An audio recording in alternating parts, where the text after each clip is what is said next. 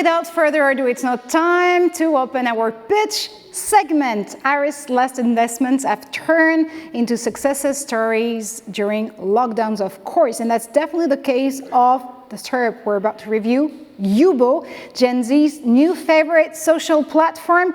Before learning more about their 40 million users, Gil Doukhan has joined us. And of course, Sacha Lazimi, you're the co-founder and CEO of Yubo. You're definitely with us on set. But first, Gil, you're principal at RS Capital, of course, but what did you choose to bet on Yubo? Well, thanks for having me. I'm really happy to be able to talk about Sacha, which is the CEO and co-founder of Yubo. We've been following him for a very long time, since the very beginning of the story. And we actually decided to invest in the company last year when we felt that he was really starting to kick it hard. And the reason I'm really excited about this investment is basically, and I mean, Sacha is way too humble to say this, probably scared of what it actually means, but Yubo is a serious contender of becoming one of the first French GAFAMs.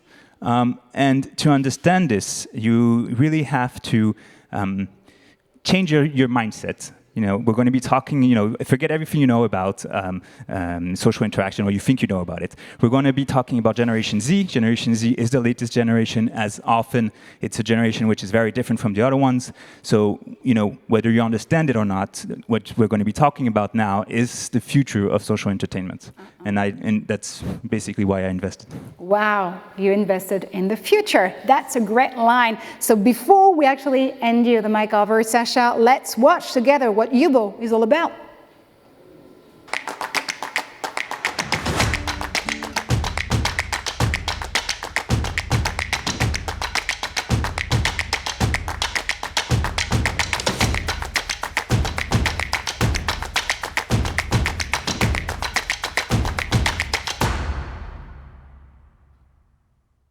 And there you go. So Sacha, you're definitely defining yourself as the 100% made in France platform. Now, what does it mean exactly? And is the tech team behind your app all based in France?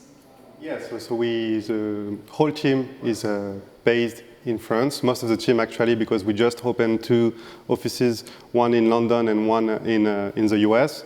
But the whole tech team is currently in Paris, and me and my co-founder, we are all French. We have done our studying in France, and we plan to stay in France and have our HQ in France. As French as can be. So you've been growing pretty fast. If I do the math actually pretty well, over 8 million users have joined Yubo since the very beginning of 2020. You're now up to 40 million users total. And you are, of course, you just said it, expanding to the UK and the US. So what's the secret recipe here? Yes, it's a good question. So as you know, Yubo is a social space designed for the Generation Z to socialize online all around the world.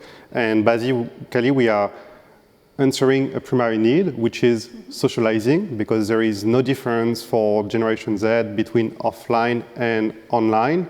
And we try to reproduce a way of how people connect offline, online, by adding the power of the technology to that to make sure that they will instantly be connected with the right group of people anywhere in the world at the right time. So as we are answering a primary need that no one is answering today, that's why we are growing faster than anyone else. There you go. But I mean, if you may, Gen Z's platforms have been under scrutiny for the last few months or weeks, if we can say so. If I take the example of TikTok, for instance, they've been, of course, under scrutiny because of privacy issues and because of spying issues from another country. So why should we trust Yubo over TikTok, for instance, when it comes to users' privacy, and especially when they're so young? Yes, so it's a very good question. So first of all, our concept is at the opposite of TikTok or Snap or Instagram, because Yubo is not about content, performance, and individual behavior. It's all about people, real-time conversation, and group behavior. So there is no way on Yubo to share or to like a content. Everything is right in real time, and you cannot review the conversation, and it's all about people speaking together. And secondly, we are one of the leaders in terms of safety and in terms of real-time moderation, because we have very strict guidelines, and basically as we are reproducing the way of how you socialize offline, online, we want you to behave as you are offline in a public space. So we have very strict guidelines, and then at the sign-up, we are going to verify your identity to put you in the right age group, as it will be in real life. And then we are going to analyze all the content through strong algorithm to check everything and to be sure that you will behave on the platform and to delete any inappropriate content. And we are going to educate our users by sending real-time alerts to them if they are not doing the right thing. So for example, if you are sending private information, we are going to say to you, hey, this is dangerous, you should not send this to this person. And then if you are saying no, you are not sending this content. And last but not least, we have a pro-regulation way of thinking, which is very different from the GAFA and from the Americans. And that's why we are working very closely with governments, with NGO and the biggest NGO in the US, in the UK, in Europe, in Australia, to make internet safer. So, I mean, you've been raised in Europe, so you know that regulation is going to get you at some point when you're developing a business, right? But I mean, what you've been just giving us in terms of education answers is super crucial right now. Do you think it's definitely the right time to better educate young users, specifically young adults and teens, to the use of social media? We've all been watching The Social Dilemma on Netflix, for instance, and being, like immersed in the work of Tristan Harris, for example, when he's trying to make a better technology, human technology, if you may. So is it now the right time to help those young users to make the most of social media without privacy issues, without dangerous issues? Yes, I think it's very important, and this is our responsibility as a platform to educate our community, because again, for this generation and for the next generation, there is no difference between offline and online. This is exactly the same life, and they have to learn, as we are learning how to behave online, to offline to behave online, and we are also educating the parents and older people, because at some point those generations are even more connected than the older generation. And we understood that during the confinement, because we had to behave as they are behaving, and we had to have exactly the same interaction as they are having. And they know a lot more about us, and we think that it's very important to educate the parents, educate the governments, educate the NGO, and of course educate our community to be safe online. But what you're describing here is definitely a turnover in the way that users do behave online, because I mean, so far we've seen new generation flying or fleeing from either Facebook, whatever social network were there, just for the reason that their parents were also on the very same platform. And the reason why they've been so massively attracted to TikTok is because it was like a free space to them, free to do whatever they wanted. But what you're trying to tell us right now is that this young generation, Gen Z, is choosing actually Yubo because it's safer. In terms of use and people they can meet on. So it's definitely a change. Now, safety is becoming an added value. Yes, exactly. We are safety by design since the beginning, and what we are seeing on the platform is the more safe the platform is, the more engaged our users are. But of course there is a limit, because if you are limiting too much the interactions in the platform, then they could not socialize. And that's why we are working with a strong board of safety and with government and NGO to make sure we are not censoring our community and make sure that they are socializing online. So again, there have been a huge debate when it comes to even the term or the use of physical licensing or social licensing. People now say that there is no social license anymore. There's probably a physical license, as we are here on this very set, But platforms and social networks tend to abolish this social distancing new rule.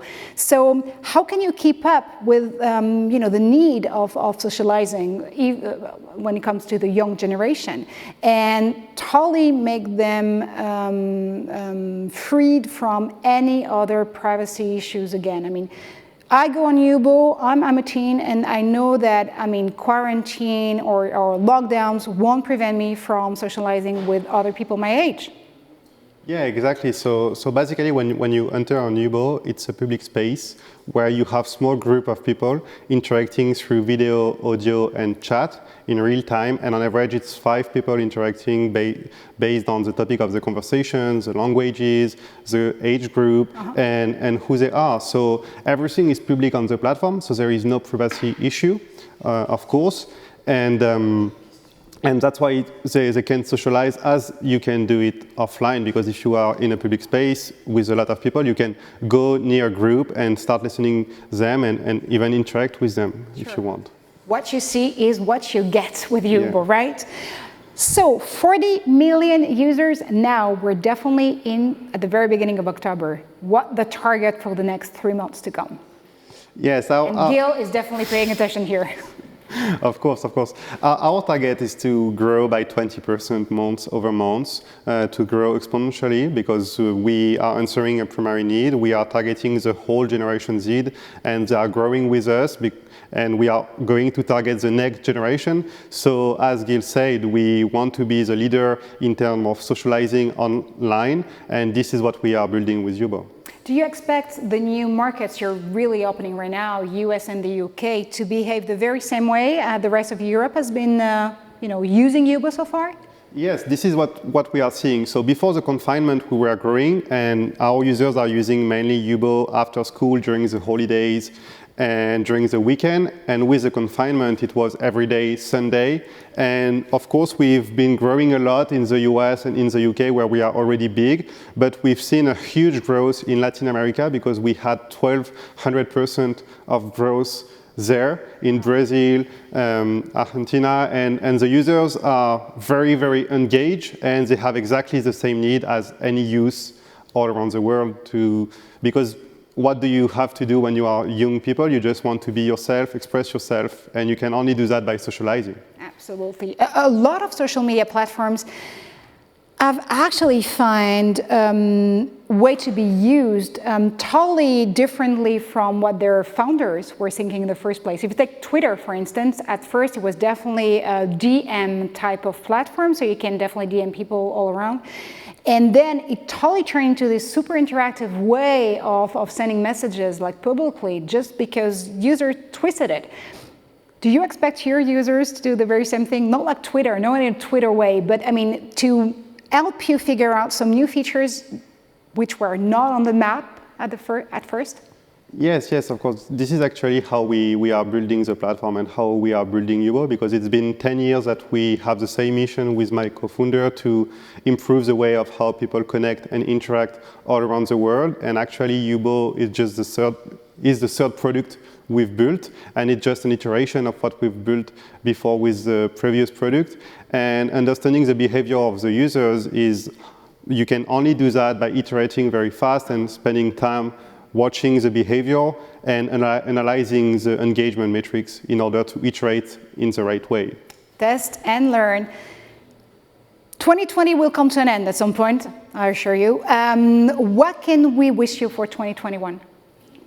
To grow as much as we can and continue making the Generation Z happy by socializing online, especially during this hard time.